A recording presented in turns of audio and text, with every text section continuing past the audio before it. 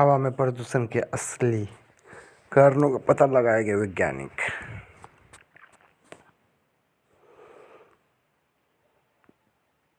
वायु प्रदूषण के बाद आते ही दिमाग में धुआं छोड़ती गाड़ी और फैक्ट्रियों की ऊंची ऊंची विमानों की तस्वीर बन जाती है। पिछले कुछ वर्षों से खेतों में जलती पराली को भी दिल्ली एनसीआर में प्रदूषण का बड़ा कारण माना जा रहा है। ऐसे में कई बार यह प्रश्न उठता है कि असल में वायु प्रदूषण का कारण क्या है।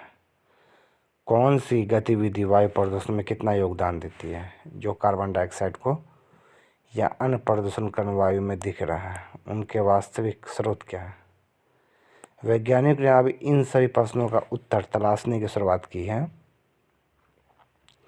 Indian institute of science education and research Eicher, Mohali, भारतीय उष्णदेशीय मौसम विज्ञान संस्थान पुणे और भारतीय मौसम विज्ञान के वैज्ञानिक इस संबंध में शोध कर रहे हैं। भूविज्ञान मंत्रालय द्वारा वित्त पोषित इस शोध से प्रदूषण के सही कारणों को समझते हुए प्रदूषण नियंत्रण को सही नीति बनाने में मदद मिलने की उम्मीद है।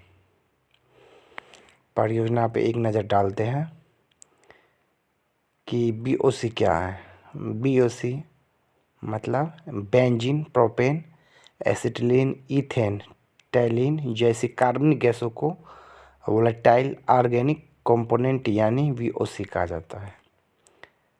प्रोजेक्ट का नाम है RSAGAM, real time ambient source apportionment of gases and aerosol for mitigation. उद्देश्य है इसका क्या, राष्ट्रीय राजधानी को गैस चैम्बर जैसा बना देने वाले प्रदूषण के वास्तविक कारणों को चिन्हित करना है और इसमें 500 से ज़्यादा कार्बनिक अणुओं पर अध्ययन होगा जो प्रदूषण का कारण बनता है। पहचान जो ये होंगे उसका पहचान क्या है बीओसी का। बीओसी का है कि लौह ग्लूकोज मिले और पीएम के तौर पर एसिटोनिट्राइल हो। उत्सर्जन का स्रोत जैविक ईंधन हो सकता है। इसी प्रकार पराली में जलने पर होने वाले उत्सर्जन को भी पहचाना और चिन्हित किया जा सकता है। कागज या किसी टेट्रा पैक के जलने से अब अलग अलग प्रकार के गाड़ियों के चलने से होने वाले प्रदूषण को भी पहचाना जा सकता है। शोध से जुड़ी हुई कुछ अहम बातें हैं इसमें। प्रोजेक्ट के दौरान हवा में उपस्थित बीओसी का विश्लेषण किया जाएगा।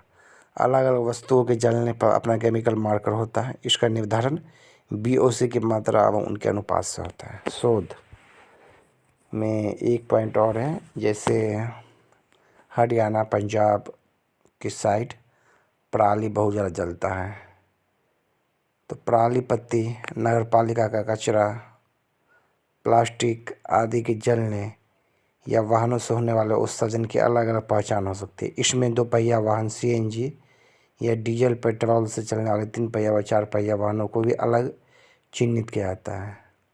इससे यह भी पता चल सकता है कि किस उद्योग से कितना प्रदूषण हो सकता है। यह भी पता लगेगा कि प्रदूषण का कण PM 2.5 कहाँ से आ रहा है और कितना घातक है।